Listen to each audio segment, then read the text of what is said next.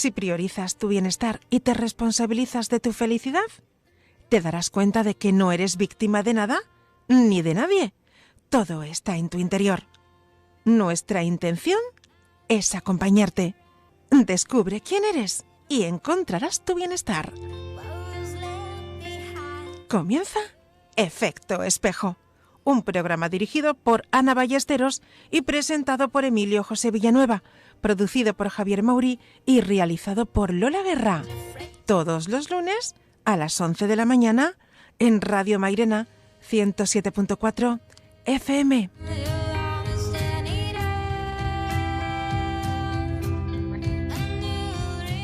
Buenos días y bienvenidas a todas las personas que a esta hora de la mañana nos acompañan a través de las ondas de Radio Mairena, en el 107.4 frecuencia modulada, emisora local de Mairena del Alarcón.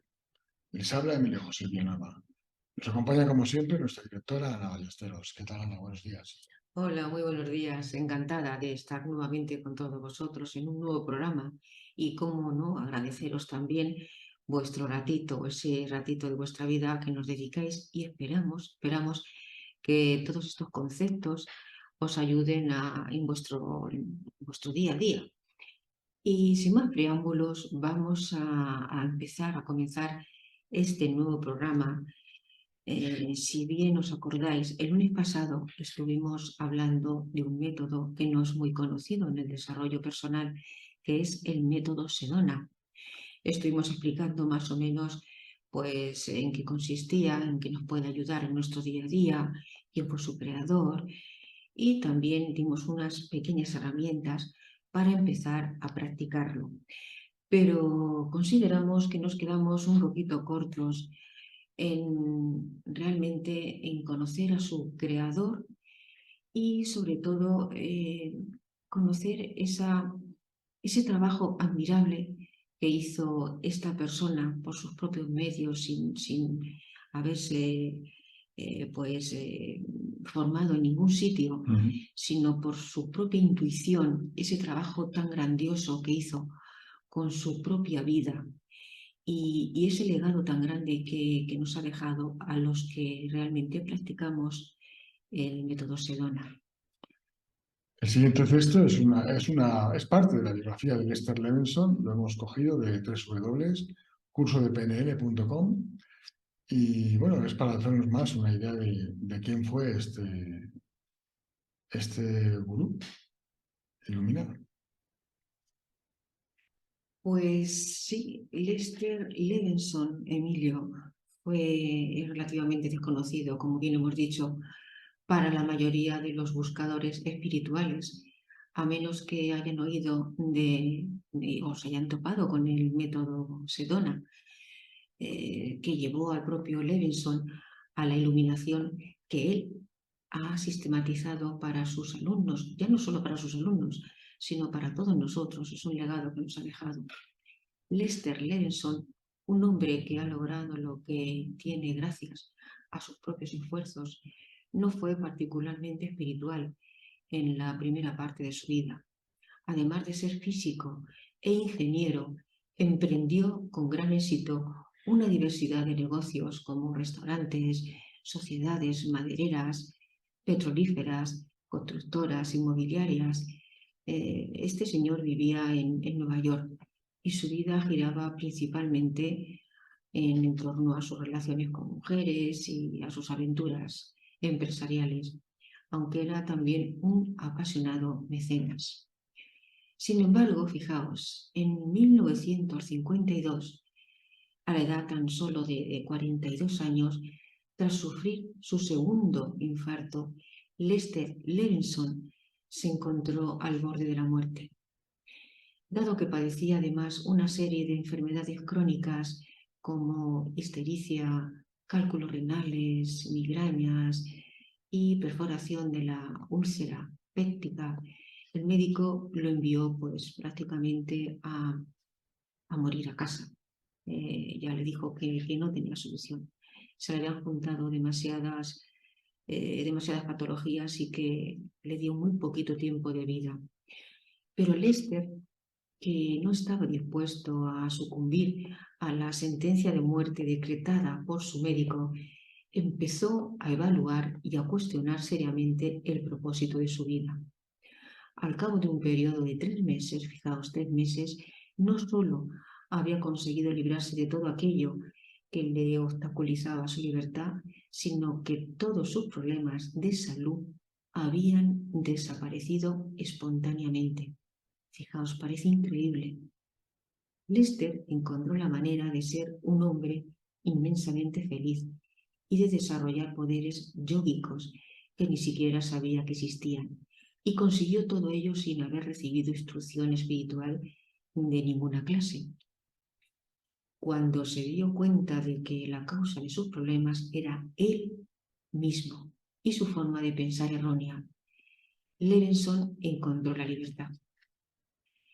En cuanto fue capaz de librarse de los pensamientos y sentimientos negativos, sintió un enorme alivio y paz interior. Comprendió con claridad absoluta que los únicos momentos en el que había sido verdaderamente feliz habían sido no aquellos en que le habían amado, sino los momentos en el que él había sentido amor, sobre todo hacia las mujeres de su vida. Decidió entonces amar no solo a las mujeres, sino a cada persona con la que estableciera contacto y desprenderse de cualquier sentimiento que interfiriera con ese amor. Esta actitud ayudó a que su felicidad creciera todavía más. Muy pronto, Levenson notó que su vida había mejorado de forma radical al descubrir el secreto de la felicidad y la libertad. Se sintió identificado con cada ser humano y con cada átomo del universo. Veía a Dios en todos y en todo, y se hallaba en un estado de completa armonía. Su dicha no tenía límites. Después de su experiencia, Lester Levenson abandonó el mundo de los negocios y se retiró al desierto de Sedona, de ahí el nombre del método, en Arizona, donde enseñó a pequeños grupos de estudiantes y a toda aquella persona que diera con él, llevada por su búsqueda de la libertad última, aunque nunca buscó la fama. Con el tiempo se creó un centro donde durante 20 años Levenson y sus estudiantes compartieran el método Sedona con personas procedentes de todas las profesiones y condiciones sociales, incluidas algunas estrellas de Hollywood. Lester Levenson no tenía otro deseo que el de compartir con los demás lo que él había tenido la fortuna de descubrir y hacer realidad: la felicidad permanente. El siguiente texto es un extracto de sus escritos autobiográficos inéditos que ha puesto a nuestra disposición Al Doskin, estudiante de Levenson durante 18 años y actualmente continuador del trabajo de su maestro. Desapegarse para alcanzar la libertad. Me encontraba en una situación límite. Se me había dicho que no diera un solo paso a menos que fuera absolutamente necesario. Pues sí lo hacía. Era muy posible que cayera muerto en cualquier instante. Fue terrible, aterrador, que de repente me dijeran que no podía hacer nada, cuando había sido un hombre tan activo toda mi vida. Fue horroroso. Se apoderó de mí un intenso miedo a morir, a que la muerte pudiera llegarme en cualquier momento. Viví con este sentimiento durante días. Pensé por un periodo de auténtico espanto, deprimido, como sumido en una vorágine. Un periodo en el que todo me daba vueltas. Me atenazaba el terror a morir o a quedarme inválido para el resto de mi vida, lo cual me impediría realizar cualquier actividad. ¿Cómo me ocuparía entonces de todo y de mí mismo? Sentí que una vida así no valía la pena. Esto me llevó a tomar una determinación muy seria. O conseguía las respuestas que buscaba, o yo mismo acabaría con mi vida. No iba a dejar que se encargara de ello un infarto. Además, Podía hacerlo con facilidad, pues tenía la morfina que los médicos solían suministrarme para los cólicos renales. Al cabo de varios días de sentirme dominado por el miedo a morir, de pronto me di cuenta, bueno, todavía sigo vivo. Mientras esté vivo, hay esperanza. Mientras esté vivo, quizá pueda salir de esto. ¿Qué hago? Siempre fui un chico listo. Siempre estuve en el cuadro de honor. Incluso conseguí una beca de 4 años para estudiar en la Universidad de Rutgers. Y esto en una época en que las becas eran muy escasas y se conseguían por oposición. ¿Pero de qué me vale eso ahora? Absolutamente de nada. Aquí estoy, con tanta brillantez a la espalda, sintiéndome todo lo infeliz y atemorizado que uno se puede sentir. Entonces me dije, Lester, no solo no eres listo, eres tonto, completamente tonto. Hay algo que no funciona bien en tu intelecto. Con todos tus conocimientos y mírate, estás en un callejón sin salida. Deja atrás todos esos conocimientos de filosofía, de psicología, ciencias sociales y economía que tan laboriosamente has adquirido. No te sirven de nada. Empieza de cero. Empieza de nuevo, desde el principio, a buscar respuestas a tus preguntas. Desesperado y a la vez con un vehemente deseo de salir de aquello, de no morir, empecé a preguntarme quién soy, qué es este mundo, qué relación tengo yo con este mundo, qué quiero obtener de él. Felicidad. Bien. ¿Y qué es la felicidad? Ser amado. Pero hay personas que me aman. Conozco a varias chicas muy atractivas, bellas, encantadoras e inteligentes que me quieren. Cuento además con el afecto de mis amigos y, sin embargo, soy muy desgraciado. Tuve la sensación de que lo más íntimamente conectado con la felicidad era el amor. De modo que empecé a revisar y a revivir mis últimas relaciones amorosas, fijándome en los episodios que me habían dado un poco de felicidad.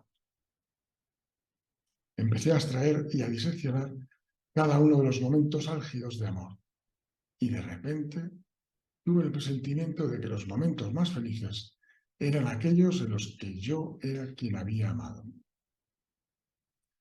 Recordé un atardecer templado, agradable y hermoso, estando acampado en las montañas con Virginia. Tumbados sobre la hierba, contemplábamos el cielo y yo la rodeaba con el brazo. El nirvana, la suprema perfección de la felicidad, era la realidad de aquel momento. Qué dicha era amar así a Virginia. Qué maravilla. El contacto con la naturaleza. Qué puesta de sol tan bella. Comprendí entonces que la causa de la felicidad era el amor que sentía por ella. No la hermosura del paraje, ni el hecho de que ella estuviera conmigo. Luego, inmediatamente, trasladé la atención a la otra parte. Era maravilloso cuando ella me amaba. Recordé el momento en que públicamente aquella bella y encantadora mujer había dado su aprobación a Lester. Había dicho a todo el mundo que amaba a Lester. Al recordarlo, sentí que recibía su aprobación resultaba muy agradable. Pero tuve la impresión de que no era algo tan importante como lo que había descubierto unos segundos antes. No era un sentimiento duradero, era una alegría momentánea.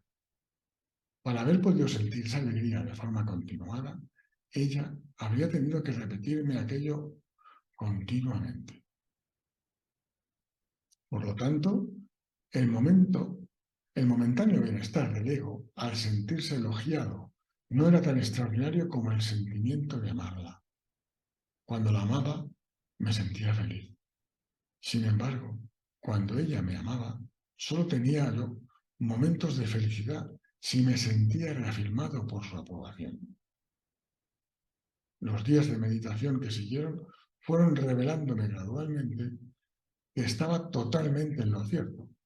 Era más feliz cuando la amaba que cuando momentáneamente mi ego se sentía satisfecho porque ella me amaba. El que ella me quisiera me proporcionaba un placer momentáneo que exigía de ella posteriormente una constante demostración y ratificación de ese amor. En cambio, el amarla era una felicidad constante, constante mientras la amaba. Llegué a la conclusión de que sentirme feliz equivalía a sentir amor. Eso quería decir que si era capaz de hacer de mi amor, que mi amor creciera, mi felicidad crecería también. Este fue el primer vislumbre que tuve en cuanto al origen del sentimiento de felicidad. Y fue un descubrimiento sobrecogedor, ya que apenas había conocido la felicidad en mi vida. Me dije entonces, si esta es la clave de la felicidad, lo que he descubierto no tiene precio. La simple esperanza de poder sentirme más y más feliz era algo extraordinario, pues lo que más quería en el mundo era precisamente eso, felicidad. A raíz de esto pensé muchas semanas revisando mis relaciones amorosas del pasado. Desenterré del pasado uno tras otro cada episodio en el que había creído amar a una mujer. Y descubrí que era encantador y amable con las mujeres porque quería que ellas me amaran. Comprendí que aquello era puro egoísmo. Aquello no era amor. Aquello era querer que mi ego se sintiera reafirmado. Seguí revisando incidentes del pasado y allá donde veía que no había amor en mí, cambiaba el sentimiento por el de amor a esa persona. En vez de querer que esa persona hiciera algo por mí, lo sustituía por el sentimiento de querer hacer algo por ella. Continué haciendo esto hasta que ya no quedó ningún incidente sobre el que actuar. Esta percepción directa y profunda del amor, el ver que la felicidad estaba determinada por mi capacidad de amar, fue un descubrimiento grandioso. Empezó a liberarme, y cuando uno vive totalmente acosado, el más mínimo ápice de libertad es un regalo. Sabía que iba en la dirección correcta. Había conseguido un eslabón de la cadena de la felicidad y estaba decidido a soltarme de él hasta tener la cadena entera. Me sentía más libre y debido a ello, a mi mente le resultaba más fácil concentrarse. Esto me hizo contemplarla desde un ángulo más positivo. Me pregunté entonces, ¿qué es mi mente? ¿Qué es la inteligente? De repente surgió como un destello la imagen de los autos de choque en un parque de atracciones, tan difíciles de dirigir que continuamente chocan unos con otros. Todos reciben su energía a través de una barra que conecta cada auto con el entramado metálico que se extiende sobre ellos. Y esa electricidad simbolizaba la inteligencia total y la energía del universo, que a través de un conducto descendía hasta mí y hasta todas las demás personas, y que utilizamos en la medida en que pisamos más o menos a fondo el acelerador. Cada conductor toma la cantidad de energía y de inteligencia que quiere a través de ese cable conductor, pero conduce su auto a ciegas y va chocando contra los demás autos, chocando y chocando sin parar. Comprendí que, si lo deseaba, podía tomar tanta como quisiera de esa inteligencia total. Profundicé en esto. Empecé a examinar el pensar y su relación con lo que estaba sucediendo. Tuve entonces la revelación de que todo lo que sucedía tenía detrás de ello un pensamiento previo y de que nunca antes había relacionado yo el pensamiento y lo sucedido, debido al elemento tiempo que existía entre ambos.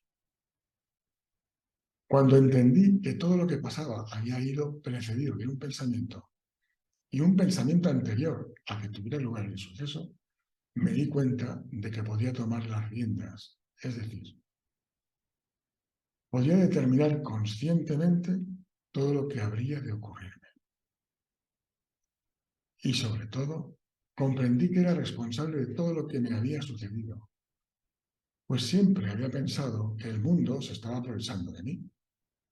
Comprendí que toda mi vida anterior, todo el tremendo esfuerzo por hacer dinero y el haber fracasado después, era fruto de mi propio pensar. Descubrir esto me regaló una gran parcela de libertad, el saber que no era víctima del mundo, que estaba en mi mano organizar el mundo tal como me gustaría que fuera. Y en lugar de ser un producto del mundo, uno podía estar en su origen, por encima de él, y organizarlo atendiendo a lo que quería que fuera el mundo. Fue un descubrimiento indescriptible, un indescriptible sentimiento de libertad. Estaba muy enfermo cuando empezó mi búsqueda. Tenía un pie en la tumba. Y en el momento en que me di cuenta de que mi forma de pensar era la causa de lo que me estaba ocurriendo, inmediatamente percibí que mi cuerpo, desde la barbilla hasta los dedos de los pies, estaba en perfectas condiciones. Al instante, supe que estaba en perfectas condiciones. Supe que las lesiones y adherencias de mi intestino, debidas a las perforaciones de úlcera, ya no existían. Supe que todo lo que había dentro de mi cuerpo funcionaba a la perfección. Y así era. Descubrir que mi felicidad era proporcional a mi amor. Descubrir que mi forma de pensar era la causa de todo lo que me ocurría en la vida, me dio una libertad cada vez mayor. Libertad respecto a las compulsiones inconscientes, que me hacían sentirme obligado a trabajar, obligado a hacer dinero, a tener mujeres. Libertad por el sentimiento de que ahora era capaz de decidir mi destino, capaz de controlar mi mundo, capaz de organizar mi entorno para adecuarlo a mí. Esta nueva libertad aligeró hasta tal punto mi carga interior que sentí que no necesitaba hacer nada. Además, era tan maravillosa la nueva felicidad que experimentaba. Sentía una dicha que no sabía que existiera. Jamás había imaginado que la felicidad pudiera ser tan extraordinaria. Decidí, si esto es tan extraordinario, no voy a abandonarlo hasta llegar al final. No tenía ni idea de que una persona pudiera ser tan dichosa. De modo que llevé mi indagación un paso más lejos, para averiguar cómo extender aquella dicha. Llevé un paso más lejos mi cambio de actitud respecto al amor. Imaginé que la chica a la que yo más quería se casaba con uno de mis mejores amigos, o con el hombre con el que menos deseaba yo verla casada, y que luego me hacía feliz su felicidad para estar juntos. Consideré que este era el extremo del amor, y que si llegaba a él, seguiría creciendo aquel sentimiento nuevo e inefable que experimentaba en mi vida. Así que me puse manos a la obra. Tomé a cierto individuo, Bar, y a cierta chica, y me cejé hasta sentir auténtica dicha por lo dichosos que eran ellos dos juntos. Entonces supe que lo había conseguido, y que casi lo había conseguido, o que casi lo había conseguido. Más adelante me encontré ante nuevas pruebas de esto mismo, al hablar con personas que oponían una férrea resistencia a mis palabras cuando trataba de ayudarles. Conscientemente sentía yo un amor ilimitado hacia ellas mientras me atacaban. Y la dicha de amarles era tan maravillosa que sin pensarlo les expresaba luego mi gratitud por haberme dado la oportunidad de hablar con ellas. Se lo agradecía tan encarecidamente que de pronto se ponían muy nerviosas. Pero era lo que sentía de verdad.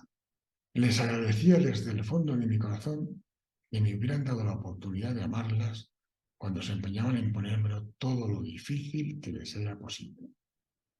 Esto No se lo decía, simplemente les daba las gracias por haberme brindado la oportunidad de hablar con ellas.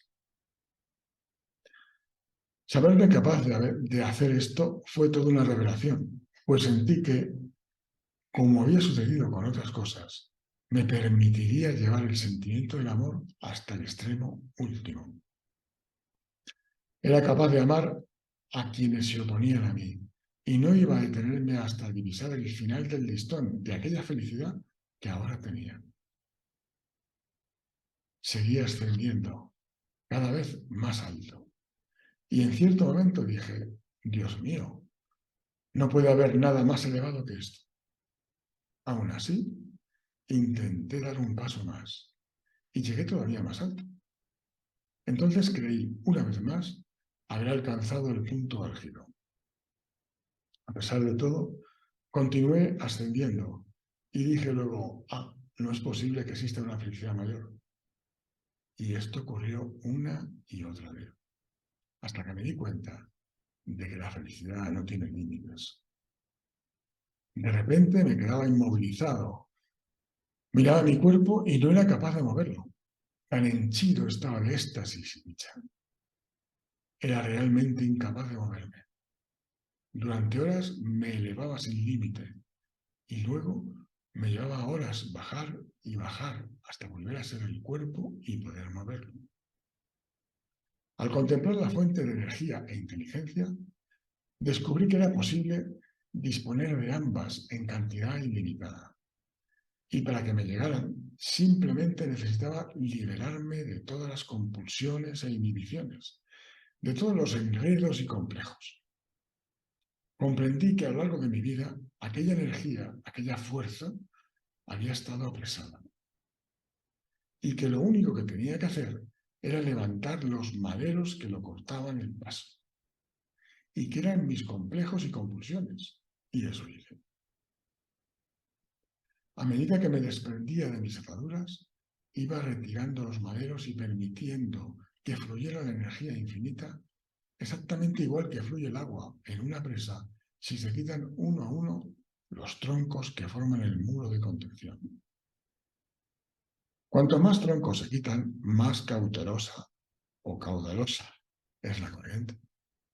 Esto era cuanto necesitaba hacer: quitar los troncos y dejar que el poder y la energía infinitos fluyeran.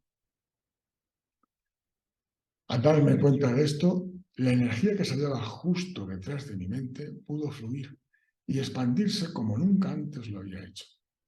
Había ocasiones en que, al tener una súbita percepción instantánea de lo que soy, me inundaba de pronto tal cantidad de energía que me hacía saltar de la silla. Me sentía entonces impelido directamente hacia la puerta de la calle. Salía y empezaba a andar, y andaba durante horas y horas, a veces durante días sin detenerme. Parecía como si mi cuerpo no tuviera cabida para tanta energía y necesitara caminar o correr a fin de quemar una parte de ella. Me recuerdo caminando por las calles de Nueva York de madrugada, a paso rápido, no siendo capaz de hacer nada salvo aquello. Tenía que consumir un poco de energía, de aquella energía. Tan increíblemente abundante era. Comprendí que la fuente de toda energía, de toda inteligencia, era básicamente armoniosa, y que la armonía era la ley del universo. Por eso no colisionaban entre sí los planetas. Por eso salía el sol cada día. Y por eso podía funcionar. Cuando comenzó mi indagación, yo era un hombre absolutamente materialista. Un materialista convencido. Para mí, lo único real era aquello que podía percibir con los sentidos, aquello que podía tocar. El mundo, tal como yo lo entendía, era igual de sólido que el hormigón. Y cuando mis descubrimientos fueron revelándome que el mundo era solo producto de mi mente, que el pensar determinaba toda la materia, es decir, que la materia no tenía inteligencia alguna, sino que nuestra inteligencia determinaba la materia y todo lo relacionado con ella, cuando comprendí que la sensación de solidez que anteriormente tenía no era más que pensamiento, mis recios y sólidos crecimientos de hormigón empezaron a resquebrajarse. La obra erigida a conciencia durante 20 años empezó a venirse abajo. Y mi cuerpo temblaba sin cesar, con fuertes sacudidas. Se apoderó de mí un temblor que duró días enteros. Temblaba igual que un anciano frágil, presa de su nerviosismo. Sabía que la sólida percepción del mundo que había tenido no volvería jamás. Pero esa percepción no se desprendió de mí con facilidad, con gentileza. Temblé de verdad durante días, hasta que, creo yo, el temblor hizo que todo lo que había en mí cediera irremisiblemente. Entonces, mi punto de vista fue exactamente el contrario del que había mantenido hasta hacía solo unos meses. Pensaba ahora que lo sólido y real no era el mundo físico, no era mi mente, sino algo de cualidad muy superior. Sentía que la esencia de quien yo era, el hecho en sí de ser, era la realidad. Y no tenía límites, era eterna. Todo lo que había considerado que era yo hasta ese momento aparecería ahora ante mis ojos como lo menos significativo de mí, y no como la totalidad de mí. La totalidad de mí era el hecho de ser. Comprendí que mis únicas limitaciones eran aquellas que yo aceptaba. Así es que, tratando de descubrir quién era yo y buscando al ser limitado que había vislumbrado por un momento, tuve una percepción directa del extraordinario ser limitado que soy. Al percibir esto, me dije al instante, bien. O sea que no soy este cuerpo limitado, como yo creía. No soy esta mente llena de limitaciones que yo pensaba que era. Y deshice entonces todas las limitaciones del cuerpo y casi todas las limitaciones de la mente, con solo decir, no soy eso. Hasta aquí hemos llegado, se acabó. Esas fueron mis palabras. De repente, me resultaba obvio que yo no era aquel cuerpo ni aquella mente que siempre había imaginado ser. Lo vi con claridad, nada más claro. Cuando uno lo ve, es muy sencillo. Dejé de identificarme con el cuerpo y al hacerlo, comprendí que mi cualidad de ser era la cualidad de ser de todo lo que existe. La cualidad de ser es como un océano ilimitado. No está dividido en partes llamadas gotas de cuerpo. Es un solo océano. Descubrir esto me hizo identificarme con todos los seres, con cada persona e incluso con cada objeto de este universo. De ese modo, uno pone fin para siempre a la separación y al caos infernal que la separación genera. Entonces, ya no se deja uno engañar por las aparentes limitaciones del mundo, sino que las ve como un sueño, como apariencia solamente, pues sabe que su verdadera cualidad de ser no tiene límites. En realidad, no existe otra cosa que el hecho y la cualidad de ser. Esa es la sustancia real e inimputable que constituye la base de todo. Todo lo que hay en la vida se abrió a mí. Quiero decir que lo comprendí todo. La sencilla realidad es que somos seres infinitos, a los cuales hemos superpuesto conceptos de limitación, los troncos de la presa, y sufrimos apresados dentro de esas limitaciones que hemos aceptado en nuestra vida como si fueran reales. Sufrimos porque esas limitaciones son contrarias a nuestra naturaleza básica, que es la libertad total. La vida anterior a esta experiencia y la vida después de ella eran como los dos extremos de un hilo. Antes, la vida era simplemente profunda depresión, gran desdicha y enfermedad. Después, era felicidad y serenidad indescriptibles. La vida se volvió tan bella y tan armoniosa que cada día, todo a lo largo del día, cada detalle sucedía con mágica perfección. Según conducía a través de la ciudad de Nueva York, rara vez me encontraba un semáforo rojo.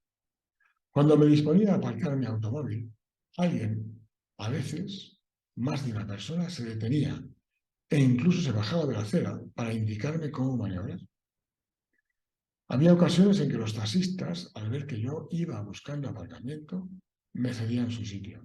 Después, no entendían por qué lo habían hecho. Allí estaban ahora, aparcados en doble fila.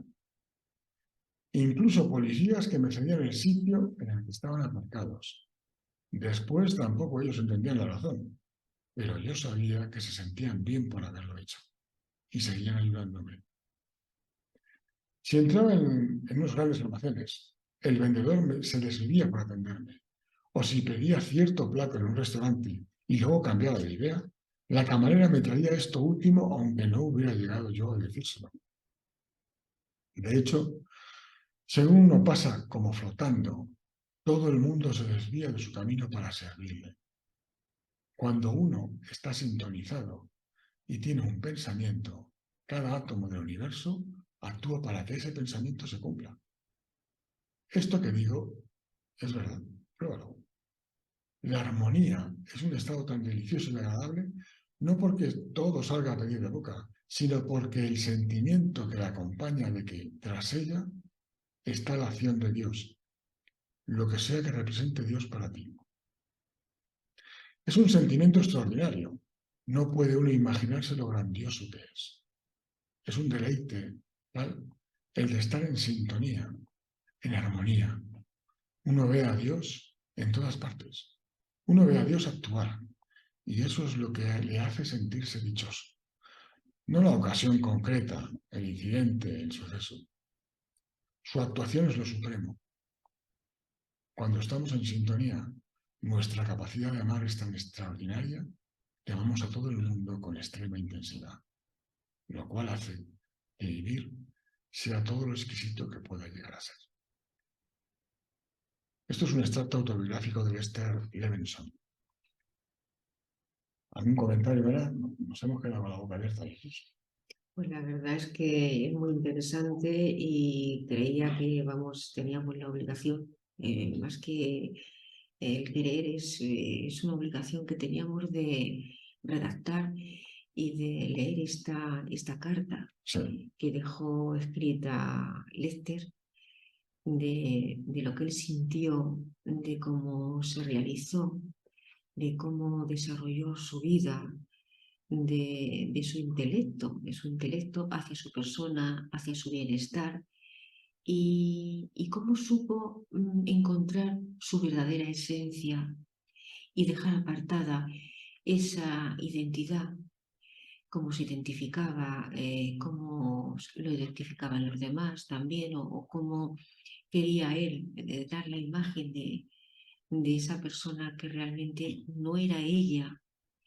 Y le dio un toquecillo, le dio un toque y lo pequeño, hasta que él lo supo ver, hizo un trabajo extraordinario. Fíjate, hay una cosa curiosa, ¿no? Una de las observaciones que me ha llegado es la reflexión que él hace. Dice, a pesar de que había personas que me amaban, ese amor, bueno, para mí era sentirse feliz el ego, pero realmente era superfluo, tardaba poquito.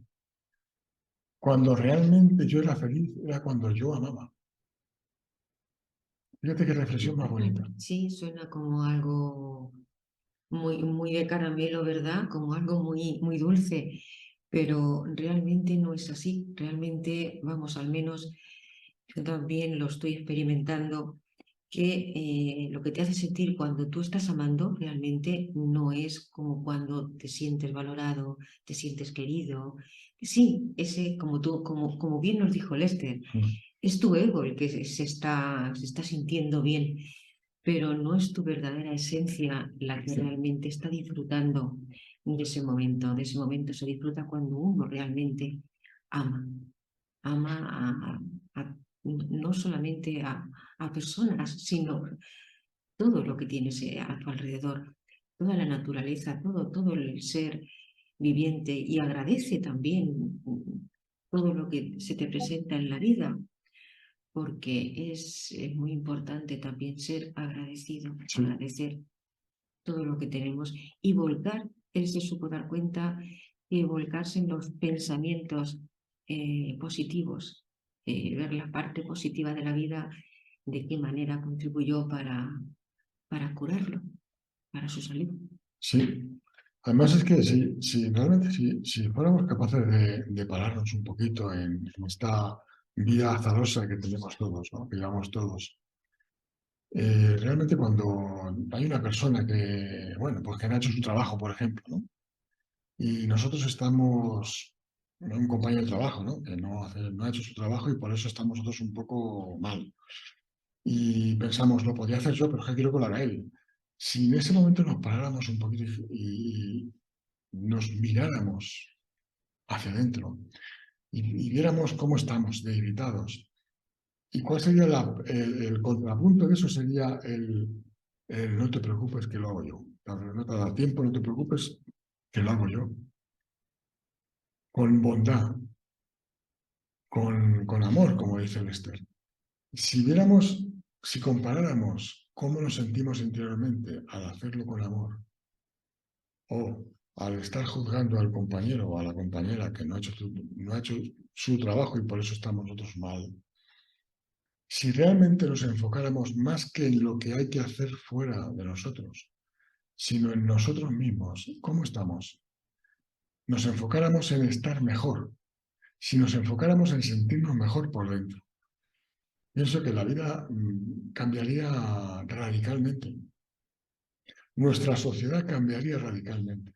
Todos cambiaríamos, Emilio, porque realmente no vivimos vidas de plenitud, sino vivimos vidas de callada, pues de calladas desgracias Sí, y desdichas, de calladas desdichas. La vivimos la desdicha en silencio, en vez de vivir en total plenitud.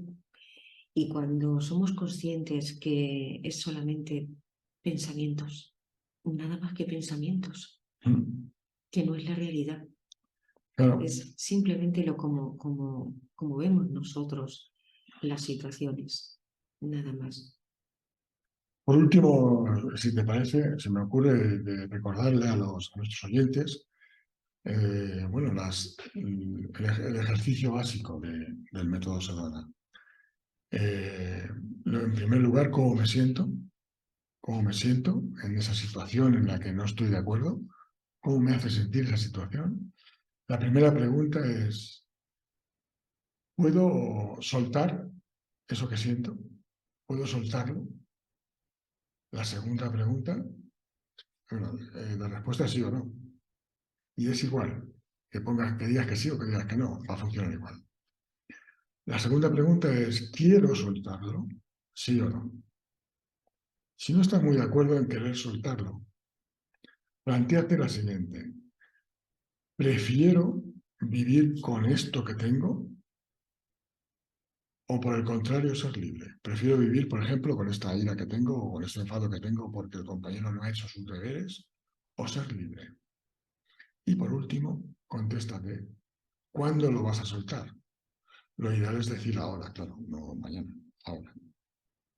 Repito, ¿puedo soltar esta emoción? ¿Quiero soltar esta emoción? En las dos preguntas, la respuesta es sí o no. No te vayas por las ramas, ¿sí o no? ¿Prefiero permitir que esta emoción esté conmigo o por el contrario ser libre? Y por último, ¿cuándo la voy a soltar? Pues una vez más nos quedamos sin tiempo, Ana. Nuestros comentarios, os agradecemos los comentarios. Siempre podéis escribirlo, aquí aparece en la pantalla.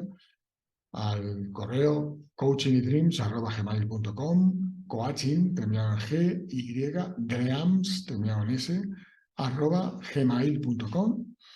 Y bueno, pues hasta el próximo programa. Hasta luego. Hasta pronto, amigos. Hasta luego.